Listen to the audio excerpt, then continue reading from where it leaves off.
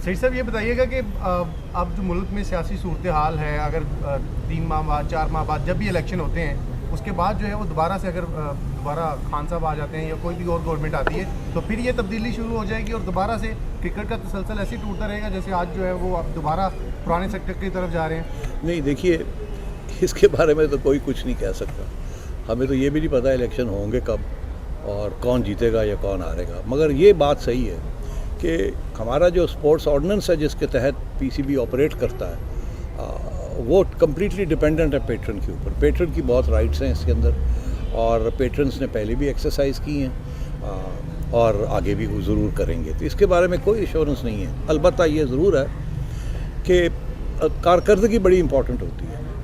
कारकर्दगी अगर अच्छी ना हो तो एक मौका मिल जाता है लोगों को कि जी तब्दील करें, तब्दीली लाएं। अगर कारकर्दगी अच्छी हो तो फिर तब्दीली का जवाब बनता नहीं है। तो अब सूरत हाल ये है कि हमारा तो ये ख्याल है कि हमारी कारकर्दगी अच्छी थी। बहुत कुछ हुआ हमारे ज़माने में। 5 साल मैं यहाँ रहा हूँ, जिसमें से 2 साल एज चेयरमैन और 3 साल एज चेयरमैन ऑफ PSF। तो हमने तो बहुत डिलीवरी दी, बहुत सी लंबी लिस्ट है हमारी, हमने क्या क्या अचीव किया, क्या नहीं किया। मगर जब नई हुकूमत आई तो उस वक़्त मैं आज आपको बता रहा हूँ कि मुझे ये कहा गया था एट द हाईएस्ट लेवल कि जी आप बिल्कुल बैठे रहें, आपने नहीं जाना, हमारी बातचीत हो गई है। आपको पता मैं किसकी तरफ इशारा कर रहा हूँ कि हो गई है और आपको नहीं हिलाया जाएगा। मगर फिर मैंने देखा कि ये मुनासिब नहीं है। पेट्रन का राइट है कि वो जिसको चाहे वो ले आए और अपनी एक विज़न इम्प्लीमेंट करने की कोशिश करें। और हमारा यही ख्याल था कि इमरान खान साहब की विज़न जो है वो शायद बेहतरी क्रिएट करेगी। इसलिए मैं रास्ते में खड़ा नहीं होना चाहता था। मैं चाहता तो मैं बैठ जाता, डट जाता, लड़ाई करता, अदालतों में जाता या सिफारिशें कराता, जो कि इस मुल्क में होता रहा है। तो मैंने कहा नहीं, इसकी ज़रूरत नहीं है, इज़्ज़त के साथ घर चले जाएं, हम उनको मौका दिया जाए। अब उनको 4 साल का मौका मिला है, मैं उनके बारे में कुछ नहीं कहूँगा। आप खुद जानते हैं क्या हुआ और क्या नहीं हुआ, कितनी कामयाबी हुई और कितनी नहीं हुई। तो इसलिए मैं उन बातों में नहीं जाऊँगा। हम आगे देखेंगे कि आगे हम क्या कर सकते हैं क्रिकेट के लिए और पाकिस्तान के लिए।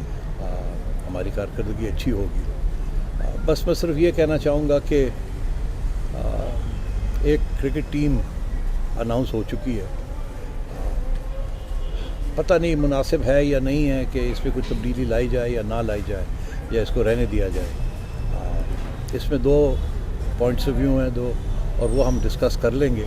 तो इसलिए इसके ऊपर अगर और कोई सवाल ना हो तो बेहतर है, बिकॉज़ इसके ऊपर अभी हमने कोई फ़ैसला नहीं किया है। जैसे मैंने कहा 2 मौक़िफ़ हैं। एक ये है कि नहीं तब्दीली करें अगर चाहते हैं। दूसरा मौक़िफ़ ये है कि नहीं, अभी ना छेड़ें किसी चीज़ को, चलने दें जो भी है। काश कि ये टीम ना अनाउंस हुई होती तो ज़रूर हम इस पे गौर करते और शायद कोई नए आइडियाज़ के साथ अप्रोच करते, मगर शायद वो मौका अभी नहीं है, पर देखेंगे। So with those words I like to close. अब आप अगर कोई सवाल हैं तो 1 by 1 if some you could organise it, I be happy to answer.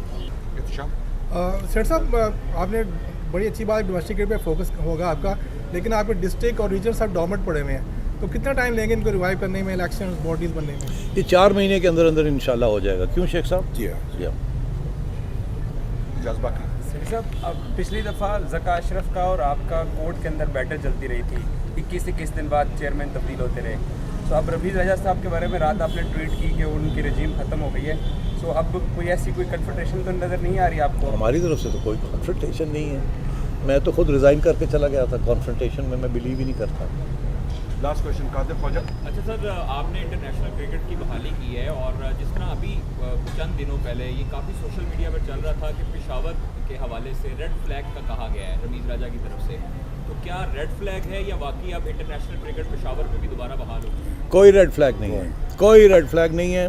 मुझे याद है कि जब इंटरनेशनल क्रिकेट की बहाली की बात हो रही थी तो कराची वाले मुझे ये कहते थे कि सवाल ही पैदा नहीं होता कि आप कराची में मैचेस कराएं, आप तो लाहौर में कराएंगे या मुल्तान में कराएंगे। तो मैंने फिर कहा उनको कि नहीं, आप फिक्र ना करें, जैसे रिस्टोरेशन होती है मैं पहले कराची आऊँगा। और मैंने तीनों वेस्ट इंडीज़ के मैचेस कराची में करवाए थे। मैं आपको आज कह रहा हूँ कि पेशावर असी आए, सवाल ही पैदा नहीं होता कि पेशावर हम ना जाएं। वहाँ स्टेडियम तैयार हो रहा है, मुझे एश्योरेंस मिल गई है, ऑलरेडी मेरी बातचीत हो चुकी है कि 6 माह के अंदर अंदर वो तैयार कर देंगे। और as soon as the stadium is ready हम जाएंगे, खेलेंगे पेशावर में। Thank you.